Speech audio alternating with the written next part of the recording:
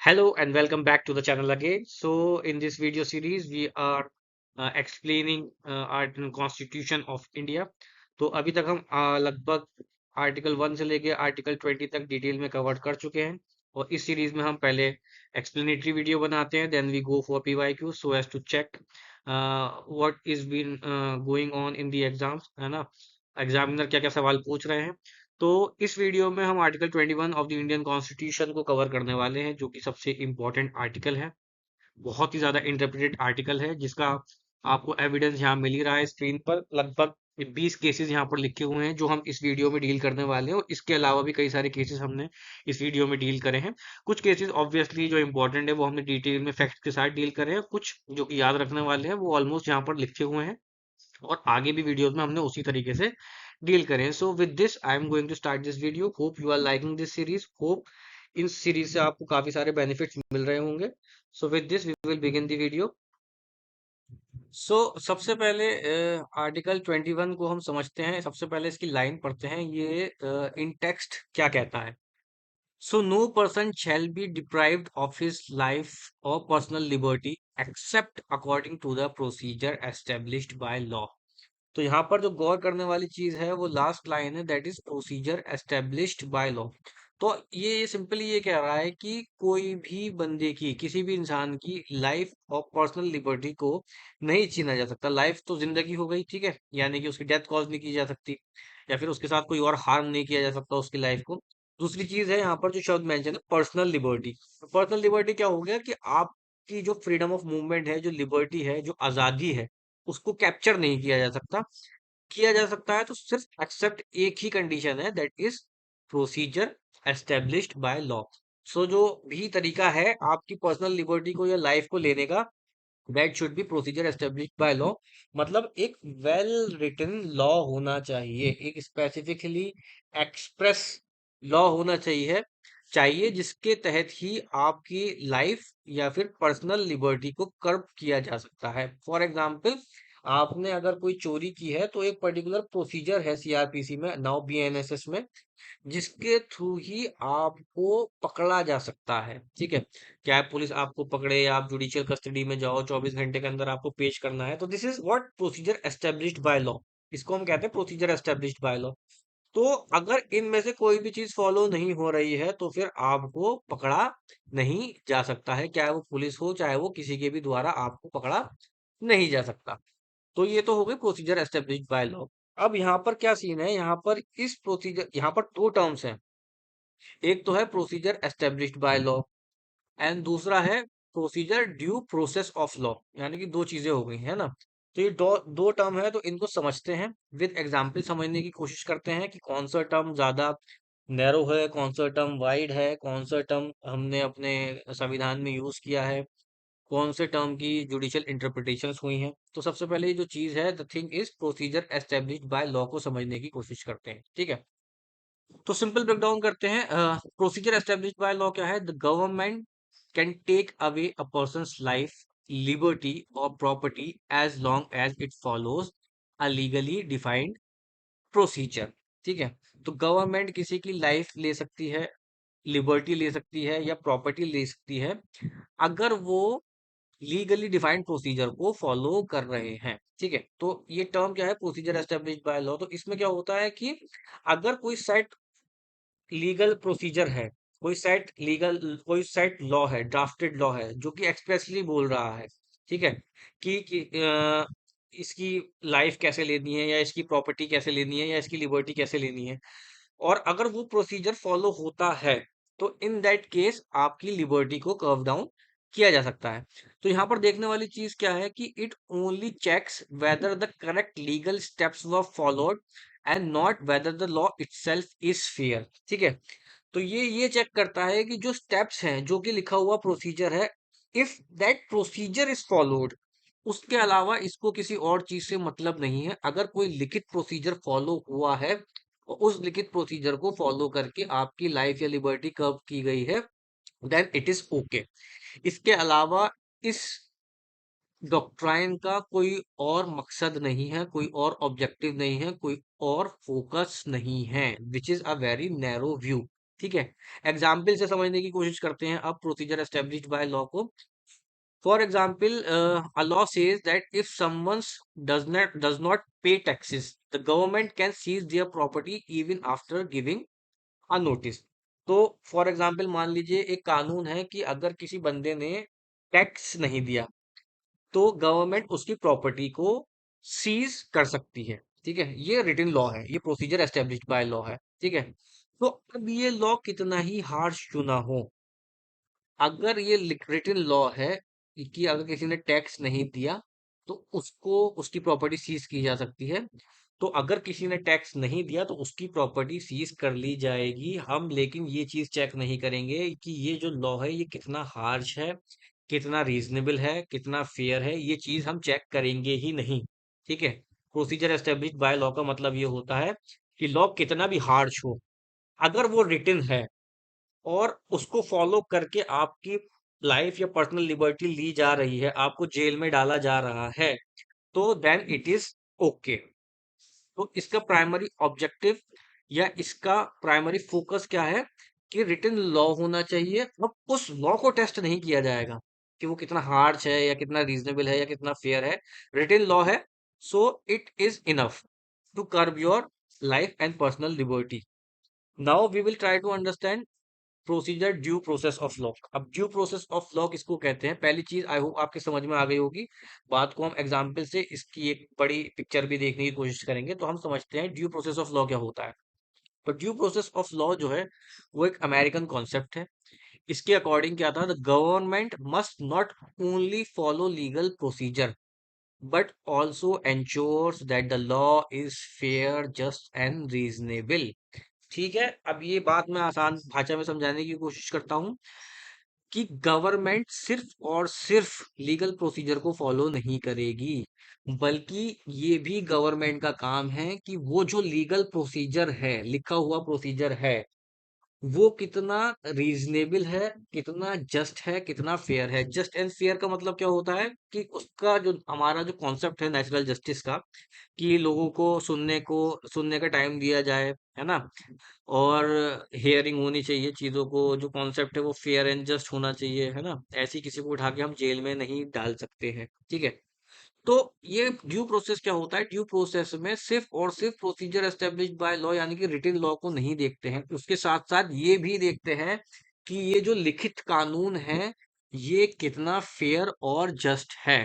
तो इसमें क्या होता है, इसमें जो फोकस होता है वो प्रोसीजर पे भी होता है और उसके सब्सटेंस पे यानी कि फेयरनेस ऑफ लॉ पे भी होता है। ठीक है, एग्जाम्पल से समझते हैं। If a law allows the government to jail someone for unpaid taxes without fair hearing, the court can strike it down because it violates fundamental fairness।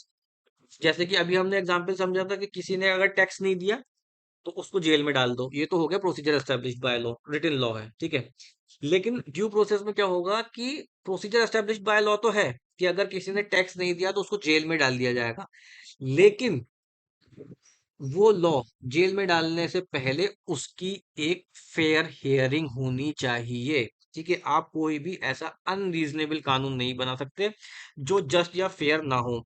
जैसे कि यहाँ पर एक एग्जांपल दिया गया कि विदाउट अ फेयर हियरिंग, उसको पूरा का पूरा एक चांस देना पड़ेगा उसकी बात सुनने का, उसका पक्ष सुनने का, तो ही आप उसको जेल में डाल सकते हैं। तो अगर जो प्रोसीजर एस्टेब्लिश्ड बाय लॉ है वो खुद में मतलब इसमें हम दोनों चीजें चेक करते हैं। एक तो procedure established by law follow होना चाहिए, यानी कि उसको जेल में डालने के लिए एक लिखित कानून होना चाहिए कि अगर किसी ने टैक्स नहीं दिया तो उसको जेल में डाला जाएगा।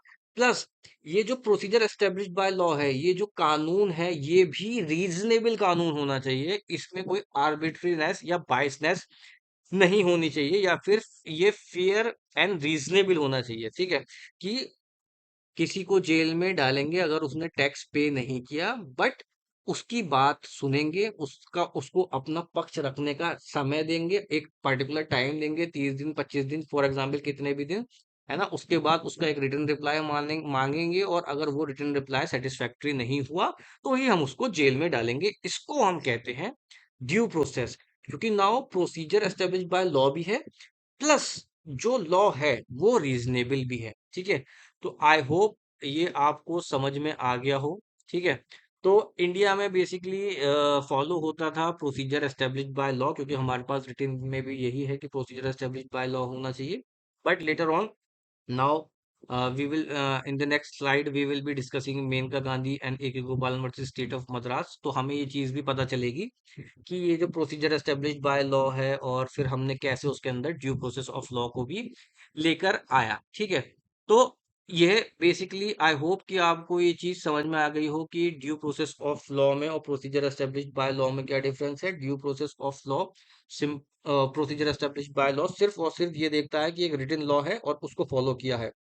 ठीक है, but due process of law में उस रिटन लॉ को भी हम टेस्ट करते हैं कि क्या ये आर्बिट्री तो नहीं है, ये फेयर होना चाहिए, ये जस्ट होना चाहिए। ठीक है, अनजस्ट और अनरीजनेबल नहीं होना चाहिए। तो दोनों चीजें चेक होती हैं, लॉ भी चेक होता है, प्रोसीजर एस्टेब्लिश्ड बाय लॉ भी होना चाहिए। ठीक है, वो प्रोसीजर फिर फॉलो भी होना चाहिए। लेकिन प्रोसीजर एस्टेब्लिश्ड बाय लॉ में सिर्फ और सिर्फ प्रोसीजर फॉलो होना चाहिए। अब वो लॉ रीजनेबल है, अनरीजनेबल है, आर्बिट्री है, कैसा भी है, उससे कोई मतलब नहीं होता।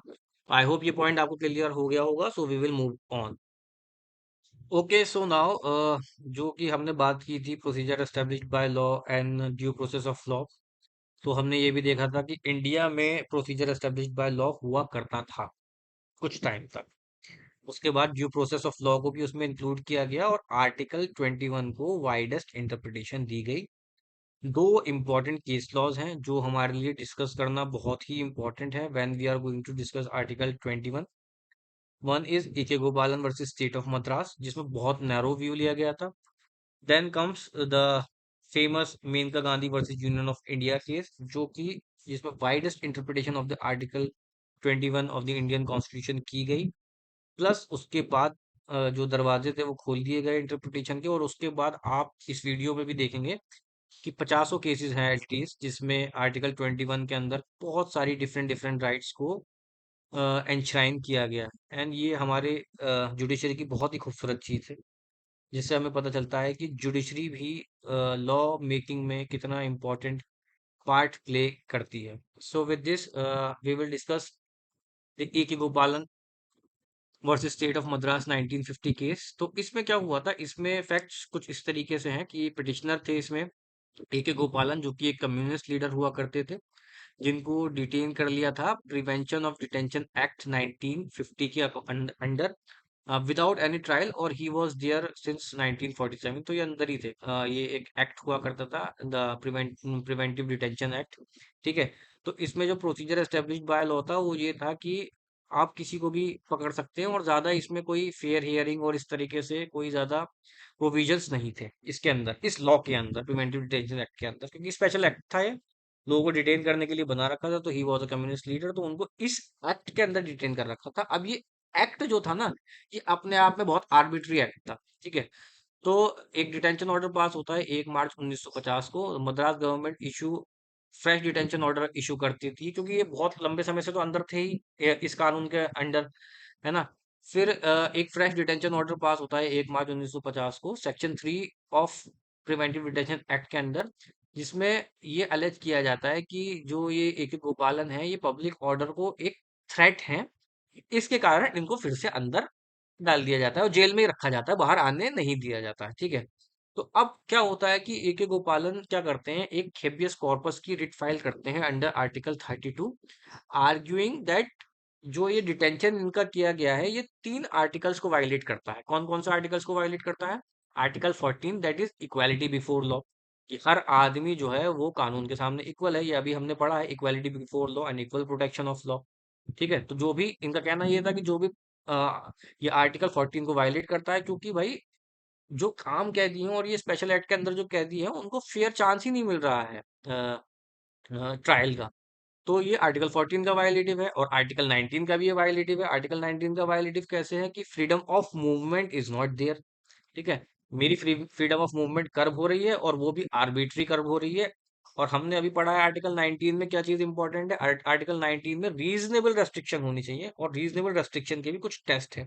ठीक है, उनकी कुछ बातें हैं कि मतलब हमने अनुराधा भसीन वाला केस पढ़ा है कि वो अनलिमिटेड टाइम के लिए नहीं हो सकती हैं, प्रोपोर्शनेट होनी चाहिए। तो इसमें आर्टिकल 19 जो कि उनका फ्रीडम ऑफ मूवमेंट है वो भी कर्ब डाउन हो रहा है, क्योंकि भाई आपातकालीन टाइम तक अब उनको निकलने ही नहीं दिया जा रहा, उनका कोई फेयर ट्रायल नहीं हो रहा, इसलिए आर्टिकल 14 वायलेट हो रहा है।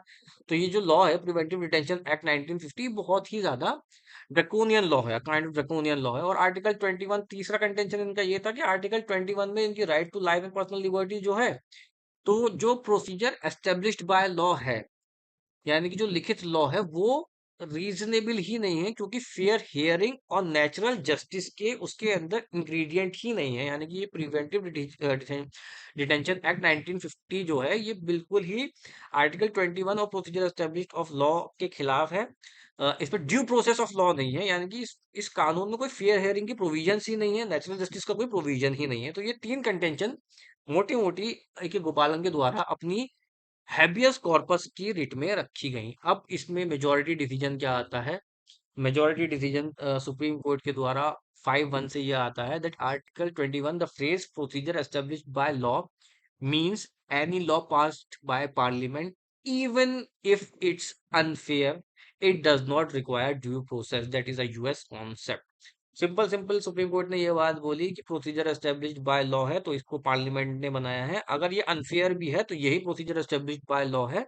और हमारे यहाँ आर्टिकल 21 को कर्व करने के लिए प्रोसीजर एस्टेब्लिश्ड बाय लॉ चाहिए, ड्यू प्रोसेस ऑफ लॉ को हम फॉलो नहीं करते हैं, तो इसलिए आर्टिकल 21 का उल्लंघन इसको नहीं माना गया। आर्टिकल 19 और 21 इसमें दूसरी चीज ये बोली गई, आर्टिकल 19 और 21 जो है वो इंडिपेंडेंट है, और डिटेंशन लॉ को आर्टिकल 19 के अंदर फ्रीडम जो है वो उसको कर कर सकते हैं डिटेंशन लॉ जितने भी हैं, ठीक है। और 19 से कंप्लाई करने की उसको कोई जरूरत नहीं है, ठीक है। तीसरा कंटेंशन सुप्रीम कोर्ट ने ये बोला कि नेचुरल जस्टिस जो है वो एप्लीकेबल ही नहीं होती है प्रिवेंटिव डिटेंशन के जो लॉज हैं उनके ऊपर। चौथा ये बोला कि section 14 of this act preventive detention act was struck down as, मतलब जो 14 था जो कि डिस्क्लोजर को बार कर रहा था, डिटेंशन ग्राउंड के डिस्क्लोजर को ही बार कर रहा था, उसको तो खैर अनकॉन्स्टिट्यूशनल बोल दिया गया, ठीक है। तो एक ही चीज इसमें पॉजिटिव बोली गई कि जो सेक्शन 14 है प्रिवेंटिव डिटेंशन एक्ट का, वो डिटेंशन के ग्राउंड को, मतलब इवन आप ये देखिए, ये चीज देखिए कि इसमें एक सेक्शन था 14 जो ये बार करता था कि बंदे को पकड़ा क्यों गया है उसको वो ग्राउंड्स भी ना बताए जाएं।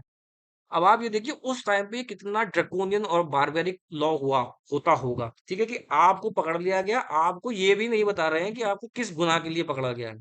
तो आर्टिकल 14 सेक्शन 14 जो था इस एक्ट का, जो कि ये बार करता था कि डिस्क्लोजर के ग्राउंड भी नहीं बताते हैं डिटेंशन के, उसको तो अनकॉन्स्टिट्यूशनल हेल्ड कर दिया गया। बट तीनों चीजें आर्टिकल 21 के से रिलेटेड भी बोल दिया गया कि प्रोसीजर एस्टेब्लिश्ड बाय लॉ है, ड्यू प्रोसेस नहीं है। आर्टिकल 19 और 21 को एक दूसरे से इंडिपेंडेंट भी बता दिया गया, और ये भी बोल दिया गया कि नेचुरल जस्टिस का जो कॉन्सेप्ट है वो इस प्रिवेंटिव डिटेंशन एक्ट में लागू नहीं होता है, ठीक है।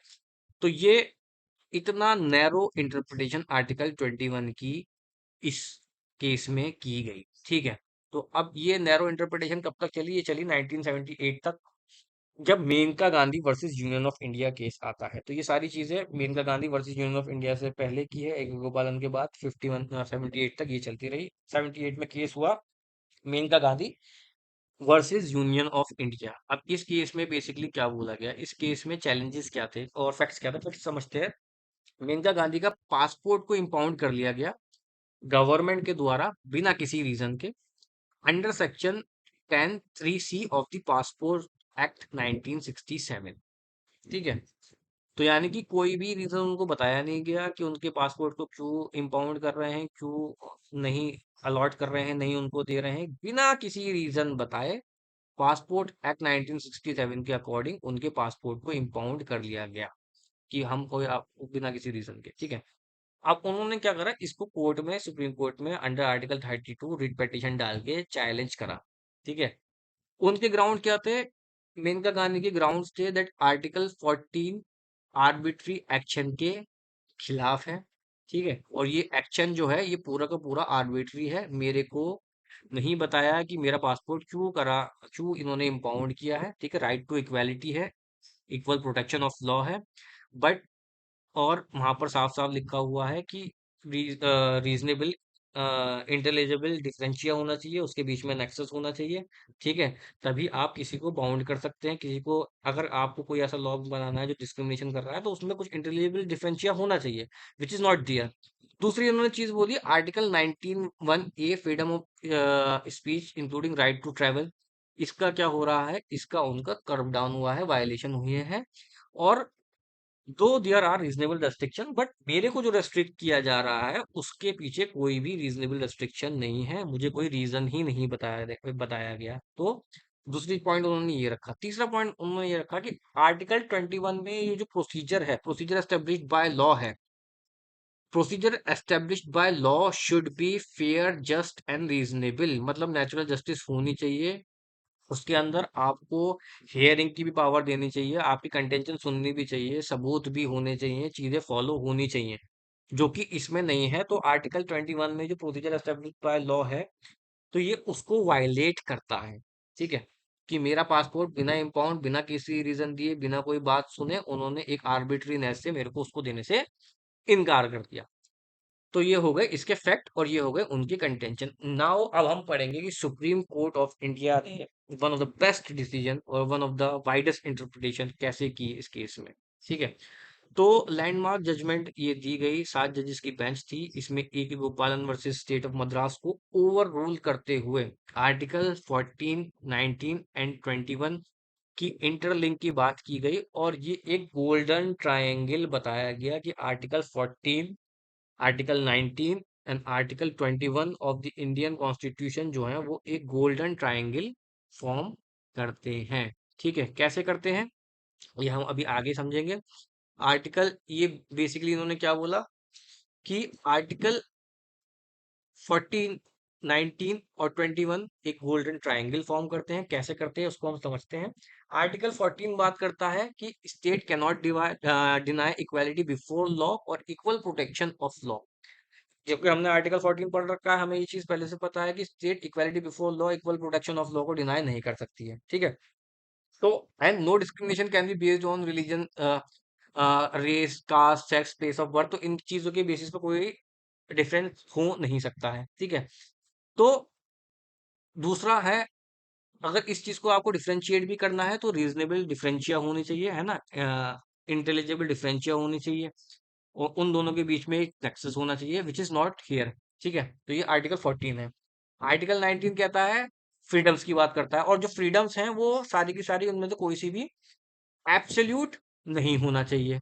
ठीक है, जब वो एब्सोल्यूट नहीं होना चाहिए, तो मेनका गांधी वाले केस में क्या हो रहा है कि जो ट्रैवल वो अब्रॉड कर रही हैं, उनकी जो फ्रीडम ऑफ स्पीच छीनी जा रही है, या फ्रीडम ऑफ ट्रैवलिंग उनकी जो फ्रीडम ऑफ मूवमेंट उनकी जो छीनी जा रही है। क्योंकि पासपोर्ट नहीं दे रहे यानी कि आप ट्रैवल नहीं करने दे रहे, ट्रैवल नहीं करने दे रहे, तो फ्रीडम ऑफ मूवमेंट को उनको कहीं ना कहीं कर्व डाउन कर रहे हैं।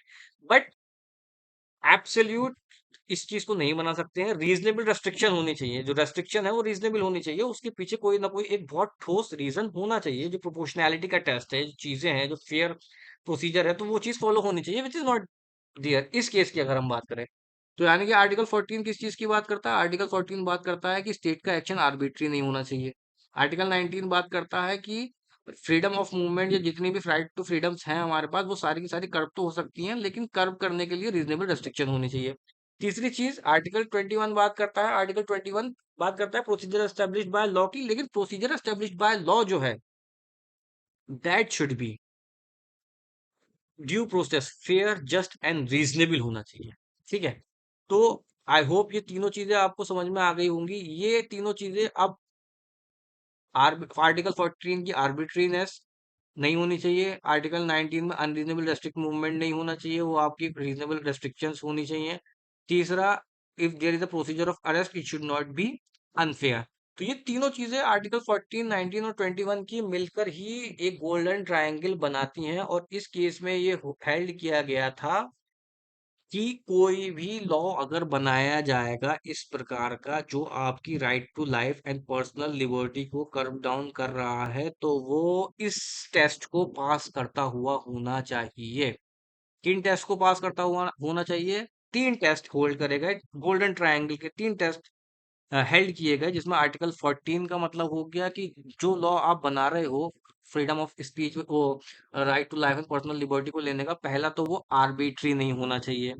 दूसरा, जो भी फ्रीडम आप कर्व कर रहे हो, जैसे कि इस केस में right to life and personal liberty को कर्व कर रहे हो, तो अनरीजनेबल रेस्ट्रिक्शन नहीं होनी चाहिए। तीसरा, लाइफ एंड लिबर्टी की जो आप इस फ्रीडम को ले रहे हो, वो जो लॉ आपने बनाया है उसको लेने का वो अनफेयर नहीं होना चाहिए। तो कोई भी कानून अगर बनेगा तो वो इन तीनों टेस्टों को पास करेगा तो ही वो लॉ कहलाएगा। वो लॉ कहलाएगा जो कि प्रोसीजर एस्टेब्लिश्ड बाय लॉ है, और उस प्रोसीजर से आप किसी की right to life and personal liberty को कर्व कर सकते हैं। ठीक है, तो ये गोल्डन ट्रायंगल एक तरीके से आर्टिकल 14, 19 एंड 21 टेस्ट हैं तीन, जो किसी लॉ को पास कर दे होंगे अगर वो प्रोसीजर एस्टेब्लिश्ड बाय लॉ बनना चाहता है, किसके लिए? Right to life and personal liberty को कर्व करने के लिए। आई होप ये चीज आपको समझ में आ गई होगी। ठीक है, तो यही चीज बोली गई हमारे Maneka Gandhi versus union of India में, कि कोई भी procedure for it to be established by law, it should be just and reasonable and fair, and there is also due process of law। तो ये ड्यू प्रोसेस ऑफ लॉ के तीन तत्व हैं। ठीक है, इसके अलावा उस लॉ को फेयर, रीजनेबल तो जस्ट तो होना ही पड़ेगा, प्लस गोल्डन ट्रायंगल वाला जो टेस्ट है आर्टिकल 14 का भी और आर्टिकल 19 का भी और आर्टिकल 21 का भी, इन तीनों को भी पास करना होगा, तभी वो जाके प्रोसीजर एस्टेब्लिश्ड बाय लॉ कहलाएगा, and then you can take the right of that person और life of that person. I hope ये पॉइंट आपको बहुत ही आसानी से क्लियर हो गया हो। So with this we will move on. Okay, so now we have understood what is procedure established by law and due process of law। Article 21 की आत्मा क्या कहती है, आर्टिकल 14, 19, 21 के ट्रायंगल के बारे में पता है। तो now there is not much to explain but only to go through that judicial decisions. तो ये जुडिशियल डिसीजंस आपको याद रखने हैं, इंपॉर्टेंट जुडिशियल डिसीजंस है। अब इसमें क्या किया गया है, अब सारे डिसीजंस जितने भी आप पढ़ेंगे उसमें आर्टिकल 21 के अंदर कोई ना कोई चीज ऐड करी गई है। ठीक है, जैसे कि राइट टू प्राइवेसी हो, राइट टू लाइवलीहुड हो, और राइट टू हैव इंटरनेट हो। तो डिफरेंट राइट्स ऐड करी गई हैं, इंक्लूड करी गई हैं, कि ये भी इंसान के लिए जरूरी है, ये वो भी इंसान के लिए जरूरी है। ये भी राइट को आपको अपनी लाइफ अगर प्राइवेट रखनी है तो that is also included under article 21। तो डिफरेंट डिफरेंट टाइप्स ऑफ चीजों को article 21 that is right to life के अंदर इंक्लूड किया गया है, कि आपके जीने के लिए क्या जरूरी है। तो उसमें सबसे इंपॉर्टेंट केस है आपका right to live with dignity, जिसमें Francis Coralie Mullin versus union of territory of Delhi वाला ये केस है 1981 का। इसमें बहुत ही इंपॉर्टेंट बात बोली गई, और बहुत ही, क्योंकि अब मेनका गांधी ने क्या किया था, मेनका गांधी ने द्वार खोल दिए थे इंटरप्रिटेशन के। ठीक है, और ड्यू प्रोसेस को भी ऐड कर दिया था, fair, just and reasonable, all this things are added.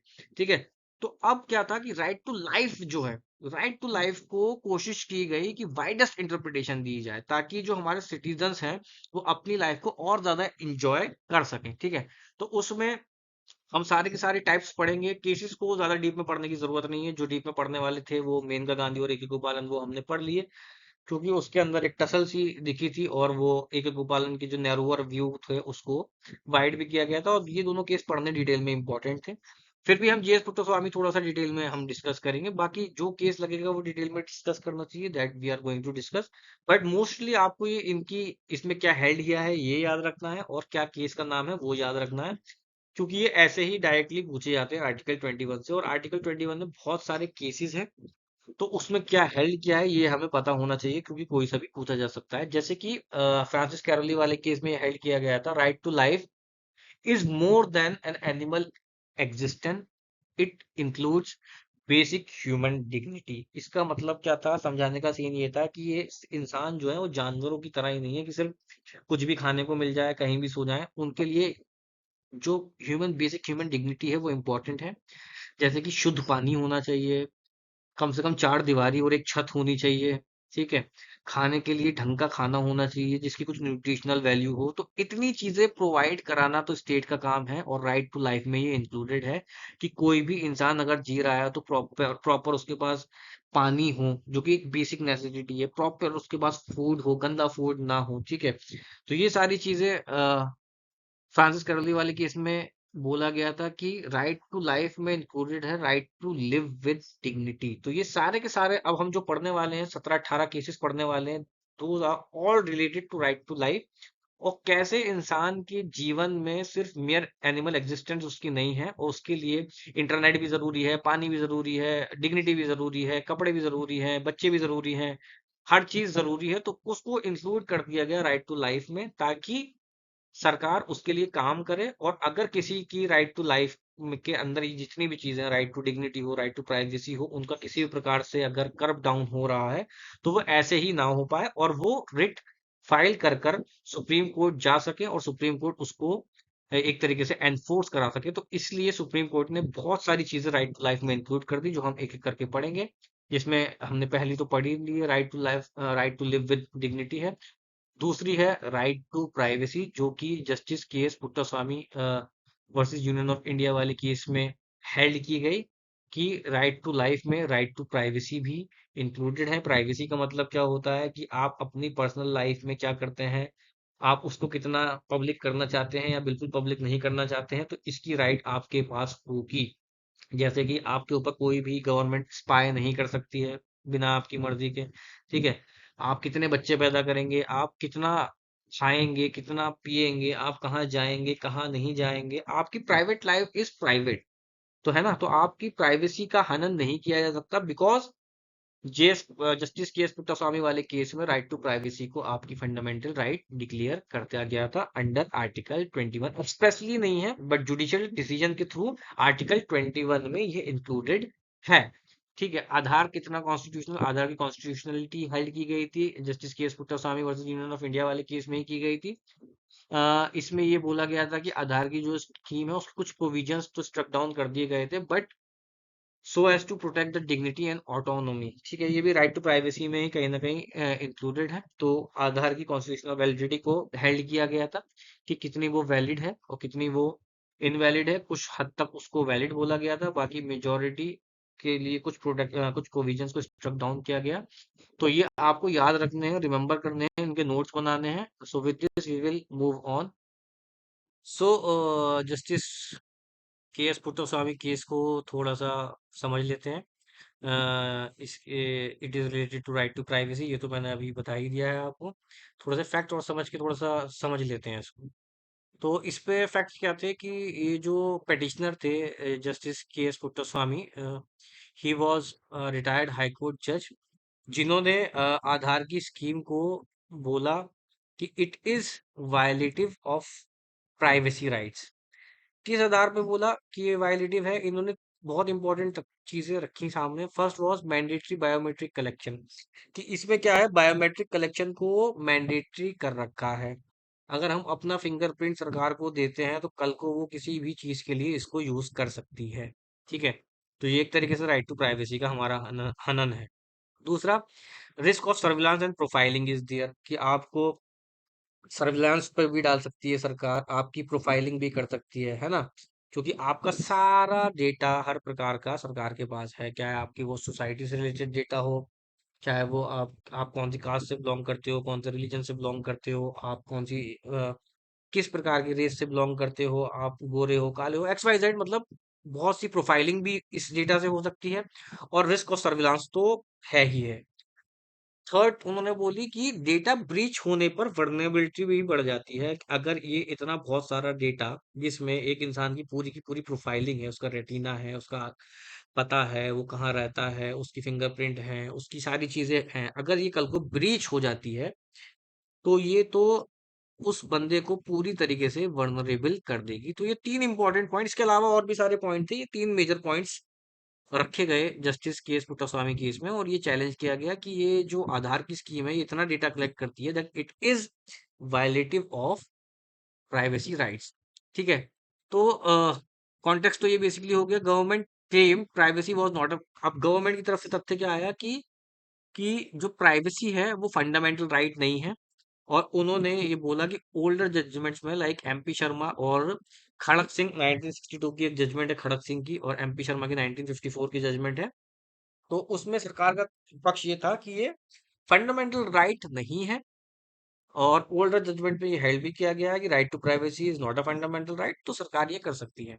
तो now the key question which is there for the supreme Court is that whether the right to privacy is protected under the Indian constitution.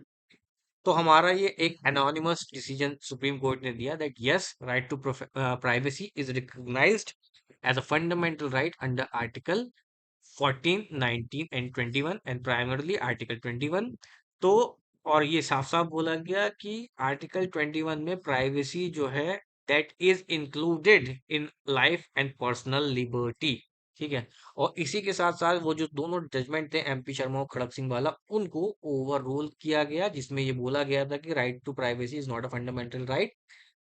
तीसरी चीज, test for infringement भी held करेगा इस case में कि अगर किसी की प्राइवेसी को का इन्वेजन होता है तो वो कैसे किया जा सकता है। तो तीन टेस्ट मीट होने जरूरी है। फर्स्ट फर्स्ट इज लीगैलिटी, एक वैलिड लॉ होना चाहिए। दूसरा, स्टेट का जो एम होना चाहिए उस लॉ को बनाने के लिए, उसको लेजिस्लेट करने के लिए, वो बहुत ही ज्यादा लेजिटिमेट होना चाहिए, जरूरी प्रकार का होना चाहिए। तीसरा, प्रोपोर्शनैलिटी होनी चाहिए उस लॉ में कि अगर आप प्राइवेसी को रोकने के लिए कोई लॉ भी बना रहे, प्राइवेसी को इन्फ्रिंज करने के लिए अगर कोई लॉ बना भी रहे हो, तो वो लीगली वैलिड लेजिटिमेट होना चाहिए और प्रोपोर्शनल होना चाहिए। ऐसा नहीं कि सारी चीजें मांग लो आप उसमें। ठीक है। जितनी जरूरत है उतने ही प्रोपोर्शनली आप लॉ बना सकते हो प्राइवेसी को इन्फ्रिंज करने के लिए। That should be reasonable.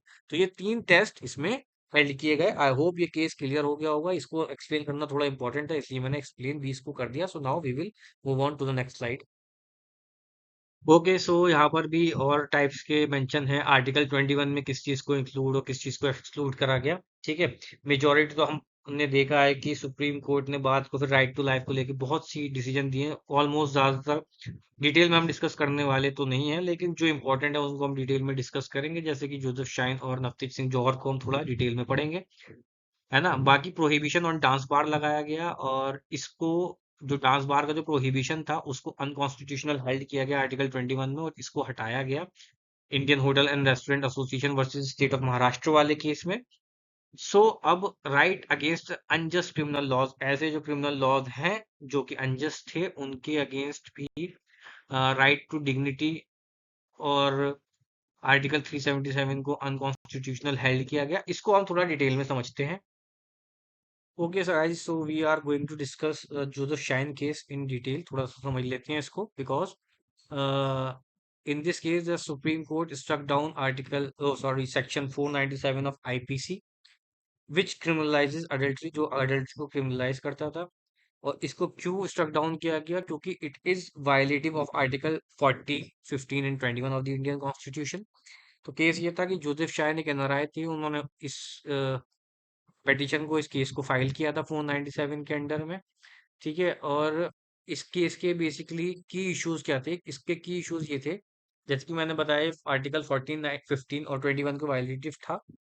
तो एक एक करके देखते हैं। ये बोला गया कि it is violative of article 14 that is right to equality. Issue क्या था कि 497 जो था वो एक आर्बिट्री जेंडर बेस्ड क्लासिफिकेशन बना रहा था। ठीक है। और हमने आर्टिकल 14 पढ़ा है।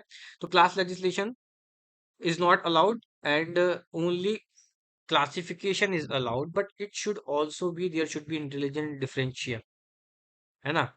तो ये एक आर्बिट्री जेंडर बेस्ड क्लासिफिकेशन कर रहा था, ये इशू था इसमें, जो कि रखा गया था सुप्रीम कोर्ट के सामने। क्यों?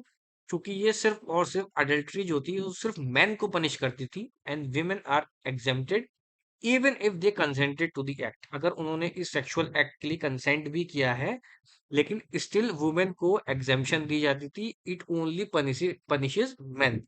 तो ये एक आर्बिट्री जेंडर बेस्ड क्लासिफिकेशन हो गया। ठीक है। दूसरा, जो आर्टिकल 14 के लिए बोला गया that only husband can file petition under section 198 2 of CrPC, denying wife's the same right. Wife के पास वो राइट नहीं है केस फाइल करने का, कंप्लेंट फाइल करने का राइट सिर्फ दिया गया हस्बैंड को। तो again it is violative of article 14 because it talks about arbitrary gender based classification कर दी गई। ठीक है। तो कोर्ट ने ये रीजन किया गया इस इशू को देखते हुए that The law was manifestly arbitrary as it treated women as specific objects with no sexual agency, reinforcing patriarchal stereotype. तो सुप्रीम कोर्ट ने ये बोला कि ये आर्बिट्री है क्योंकि इसमें विमेन को सिर्फ ऑब्जेक्ट के तौर पर, पैसिव ऑब्जेक्ट के तौर पर देखा जा रहा है। That's why it is arbitrary. और ये क्योंकि विमेन को सिर्फ पैसिफिक ऑब्जेक्ट के तौर पे देखा जा रहा है, चीज के तौर पे देखा जा रहा है, तो ये पेट्रियार्की को छलकाता है। Second, the classification had no rational nexus, ठीक है, विद प्रोटेक्टिंग मैरिज। तो ये जो क्लासिफिकेशन किया गया है कि सिर्फ मैन फाइल कर सकते हैं कंप्लेंट, है ना, और विमेन को एग्जाम्प्ट किया गया है इवन विद द पनिशमेंट, तो इसके बीच में कोई रैशनल नेक्सस नहीं है कि ये किसी प्रकार से मैरिज को प्रोटेक्ट कर ले, ठीक है।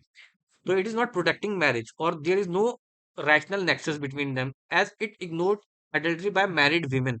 क्योंकि ये जो अडल्ट्री को मैरिड विमेन के लिए द्वारा अगर करी जा रही है अडल्ट्री, तो उसको इग्नोर कर रहा है, ठीक है, विद अनमैरिड विमेन और विडोज। तो अगर कोई बंदा अनमैरिड मैरिड विमेन के अलावा अनमैरिड विमेन मैन के साथ करता है या विडो के साथ करता है, तो उस चीज को ये इग्नोर कर रहा है। तो that's why it is violative of article 14। तो ये बोला गया, ठीक है। सेकंड चीज थी that it is violative of article 15, that is prohibition of discrimination. ये क्यों बोला गया? इशू था कि ये जो लॉ है ये डिस्क्रिमिनेट करता है on the basis of gender, ठीक है। तो वही सेम बात है कि allowing husband to control wife sexuality, और ये इस तरीके की स्टीरियोटाइपिंग ये कर रहा है कि मेल की पनिशमेंट है and there is no punishment for female or only men can file, तो both this is violative of article 15। तो ये बेसिकली इसके रीजंस थे इसके बारे में। और आर्टिकल 21 में क्या था कि आर्टिकल 21 के लिए ये बोला गया दैट ये जो लॉ है अडल्ट्री का, it violated dignity, privacy and sexual autonomy, है ना, एक विमेन की डिग्निटी, उसकी प्राइवेसी, उन सब चीजों को ये वायलेट कर रहा है। इसके अकॉर्डिंग जो औरतें हैं उनको सिर्फ हस्बैंड की पर्सपेक्टिव से ही देखा जा रहा है, यानी कि पेट्रियार्की की पर्सपेक्टिव से ही देखा जा रहा है, उनकी खुद की चॉइस की कोई वैल्यू नहीं समझी जा रही है। तो basically this was there.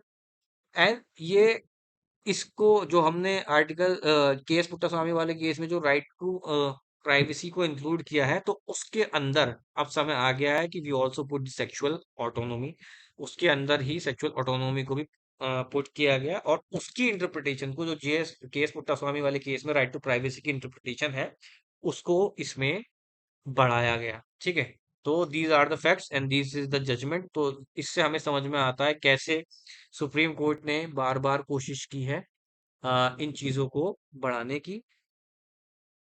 So now the next case is Navtej Singh Johar case. बहुत ही सिंपल केस है, इसमें ज्यादा कुछ समझाने का नहीं है, ठीक है। इसमें जो पिटिशनर थे वो डांसर नवतेज सिंह जौहर थे, और बहुत सारे एलजीबीटीक्यू एक्टिविस्ट थे, ठीक है। इसमें डिक्रिमिनलाइजेशन ऑफ होमोसेक्सुअलिटी किया गया। बेसिकली जो सेक्शन 377 है of the Indian penal code, जो ये कहता था कि एनल या अननेचुरल ऑफेंसेस को क्रिमिनलाइज करता था, उसको डीक्रिमिनलाइज किया गया कुछ हद तक, पूरी तरीके से स्ट्रक डाउन नहीं किया गया क्योंकि नहीं कर सकते थे।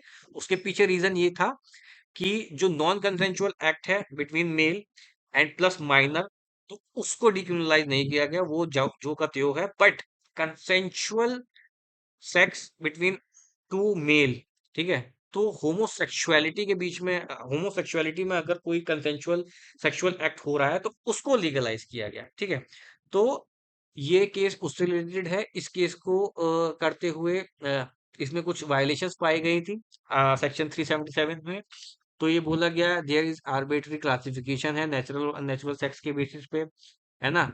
आर्टिकल 15 का भी वायलेटिव है क्योंकि डिस्क्रिमिनेशन करता है on the basis of sexual orientation which is prohibited under article 15। Article 19 को वायलेट करता है because it is violation of freedom of speech and expression. अगर कोई बंदा एलजीबीटीक्यू से बिलोंग करता है, अपनी एक आइडेंटिटी कैरी करता है, तो ही हैज ऑल द और he she has all the right to say that I am this, I belong to this particular sexual orientation, or I carry this particular sexual identity। तो ये उसको भी violate करता है। It also violate right to privacy and sexual autonomy, जो हम deal कर चुके हैं केस मुत्तस्वामी वाले केस में और जोसेफ शाइन केस में। तो ये सारी चीजें मिलके this is a more wider interpretation. तो आप देख रहे हैं कैसे आर्टिकल 21 का केस मुत्तस्वामी में एक इंटरप्रिटेशन हुआ, राइट टू प्राइवेसी आई, फिर जोसेफ शाइन में सेक्सुअल ऑटोनॉमी आई, फिर आपके नवतेज सिंह जोहर में सेक्सुअल ऑटोनॉमी की भी बात हुई, सेक्सुअल ओरिएंटेशन की भी बात हुई, फ्रीडम ऑफ एक्सप्रेशन की भी बात हुई। ठीक है, तो ये की ऑब्जर्वेशन इस केस में दी गई, constitutional morality is greater than social morality. ये इस केस में हेल्ड किया गया, जो कॉन्स्टिट्यूशनल मोरालिटी है वो सोशल मोरालिटी से कहीं ज्यादा है। So with this I hope ये तीनों केसेस आपके समझ में आ गए हों और आपने ये चीज भी ऑब्जर्व कर दी हो कि कैसे सुप्रीम कोर्ट ने वक्त वक्त पे हमारी राइट्स को वाइडर इंटरप्रिटेशन दे दे के मोस्टली चीजें आर्टिकल 21 में इंक्लूड करने की कोशिश की है। So with this we will move on. So और लास्टली यहाँ पर जो मेंशन है, that is right to livelihood, that is minimum wages which is there in the people union for democratic rights versus union of India case. It was held that non payment of minimum wages is violative of article 21। तो इसमें ज्यादा कुछ explain करने वाला नहीं है, बहुत ही सीधे और साफ साफ शब्दों में ये जजमेंट है। So with this we will move on.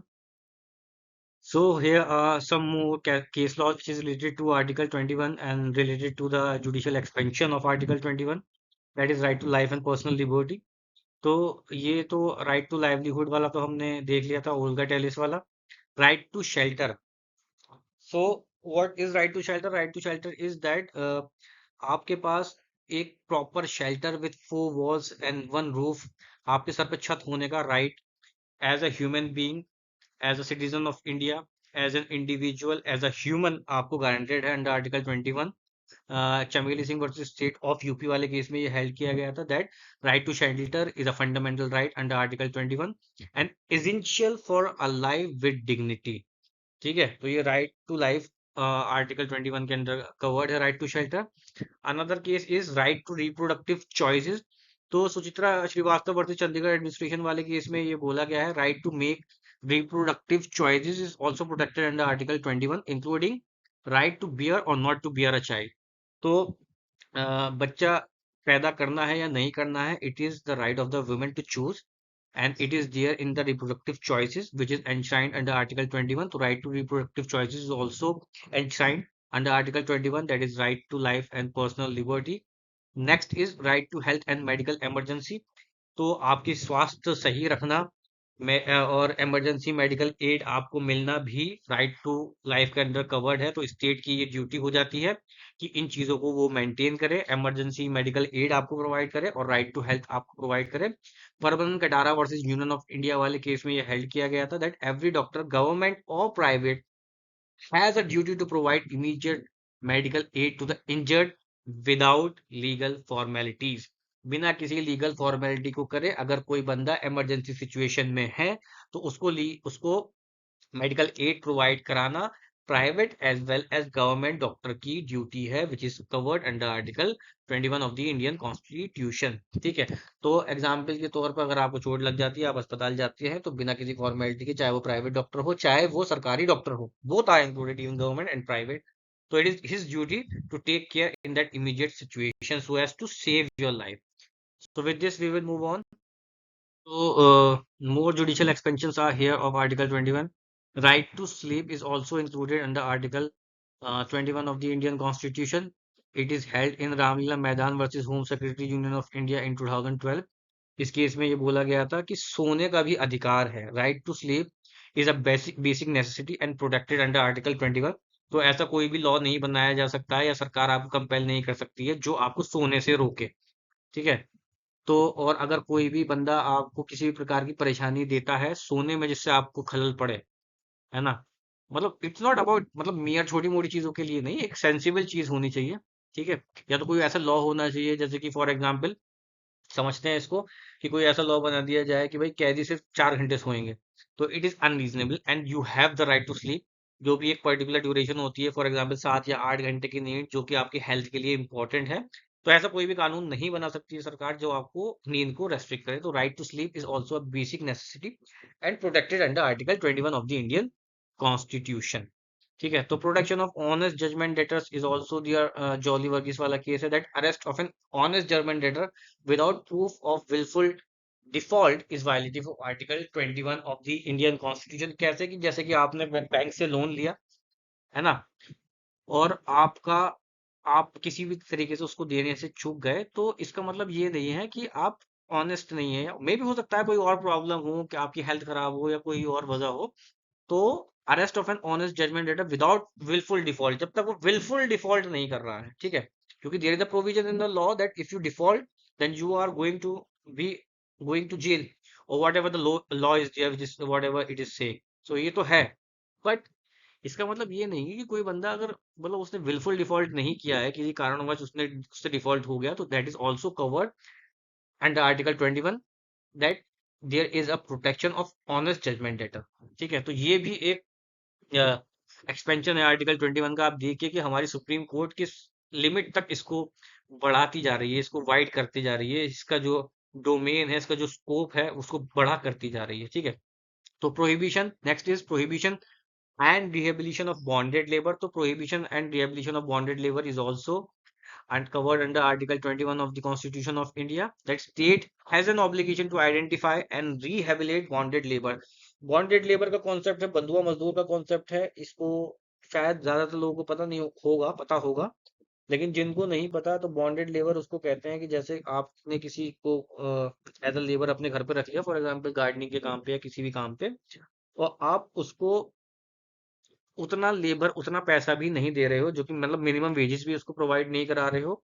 उसके अलावा आपने उसको कभी कर्ज दिया होगा, तो उस कर्ज पे आपने इतना ब्याज लगा दिया कि वो आप कितना ही काम कर ले उसको चुका नहीं सकता है। ठीक है, तो इसको हम बॉन्डेड लेबर भी कहते हैं, कि एक तरीके से वो चक्री घूमती ही जाती है। ठीक है, तो बंधुआ मजदूर की एक प्रथा है, इसको ज्यादा डिटेल में नहीं समझते हैं, जितना मेरे को जरूरी लगा बताना मैंने उतना आपको समझा दिया। आई होप आपके समझ में आ गई होगी।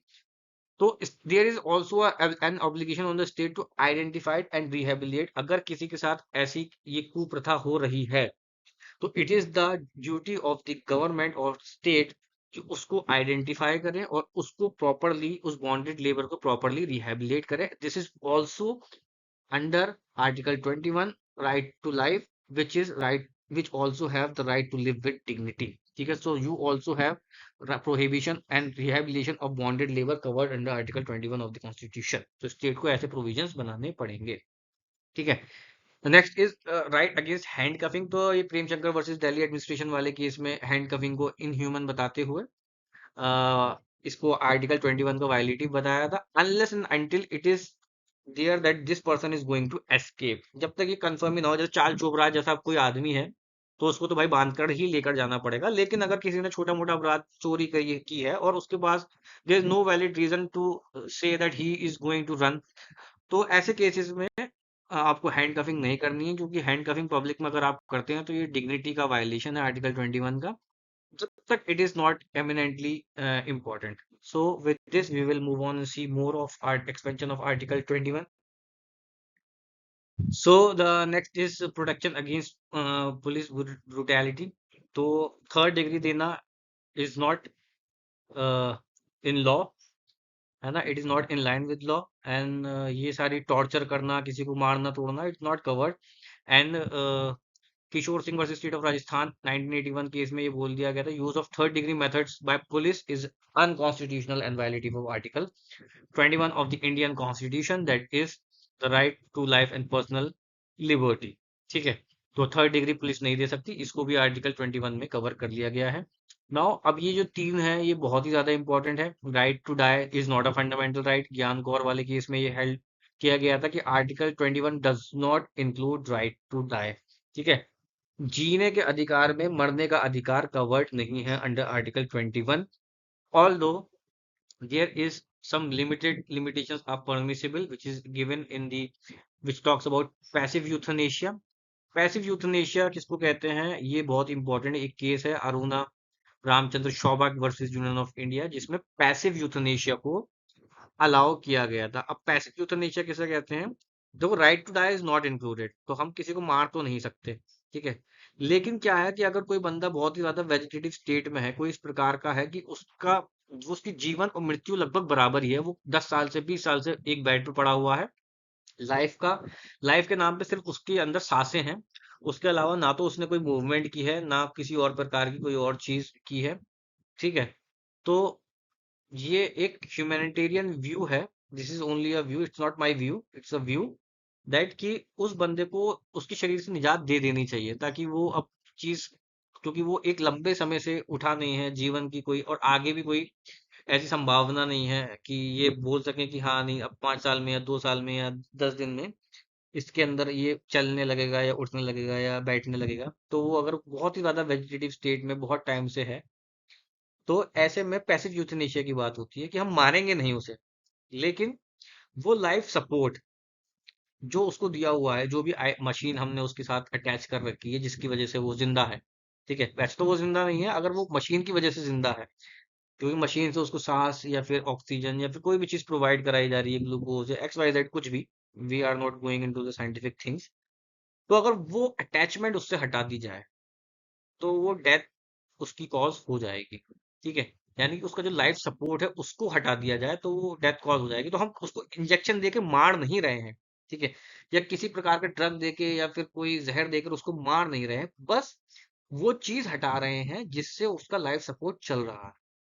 और वो चीज अगर हटा दी जाए तो वो, वैसे भी वो उसने मूवमेंट नहीं करी है पिछले कुछ सालों से, एग्जाम्पल के तौर पे हम समझते हैं। ठीक है, तो अगर वो चीज हटा दी जाए तो उसकी डेथ हो जाएगी। तो वो चीज हटाने की गुंजाइश दी है, इसको हम कहते हैं पैसिव यूथनेशिया। एक्टिव यूथनेशिया किसे वो कहते हैं कि वो सपोर्ट नहीं हटा रहे, हम उसको कोई इंजेक्शन, लीथल इंजेक्शन दे दे रहे हैं, इसके अंदर वेनम है या कोई और तरीके से उसको मार दे रहे हैं। ठीक है, तो वो एक्टिव यूथनेशिया हो जाएगा। पैसिव का मतलब हम कुछ मार नहीं रहे, हम सिर्फ वो चीज हटा दे रहे हैं जिसकी वजह से वो उसकी जिंदगी या सांसें चल रही हैं। ठीक है, तो आई होप ये समझ में आ गया होगा आपको पैसिव यूथनेशिया। बहुत ही इंपॉर्टेंट केस लॉ है ये।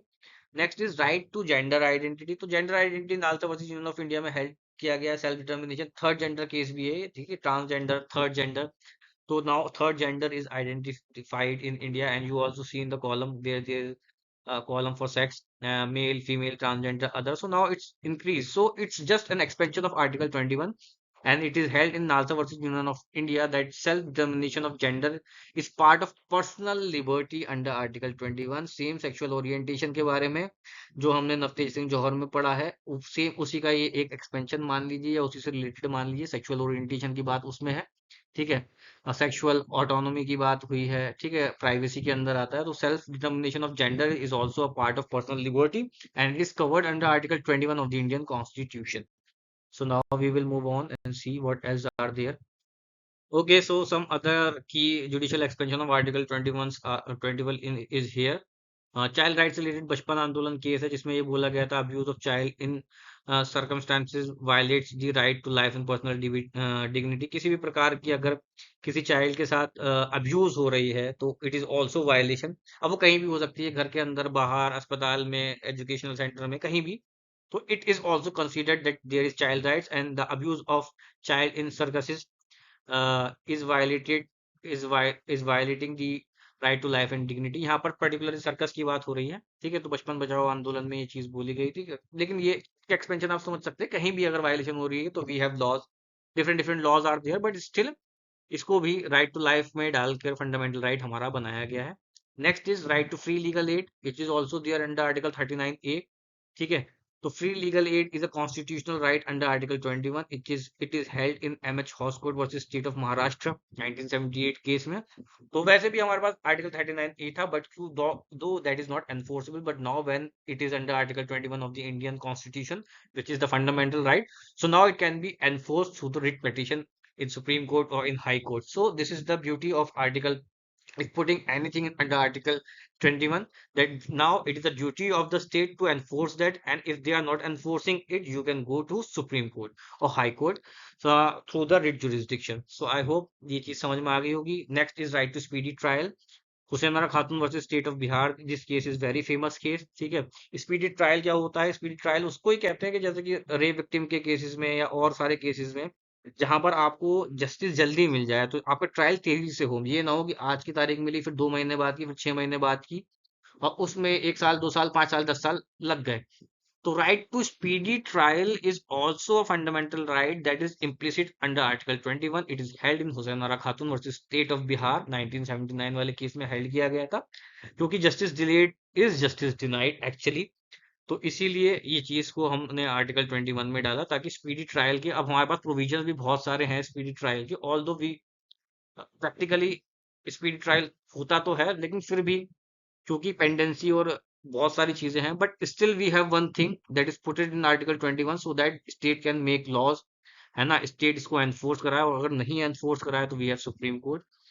सो next is right to fair investigation. Nirmal Singh Kahlon versus state of Punjab वाले केस में ये हेल्ड किया गया था कि fair trial includes fair investigation.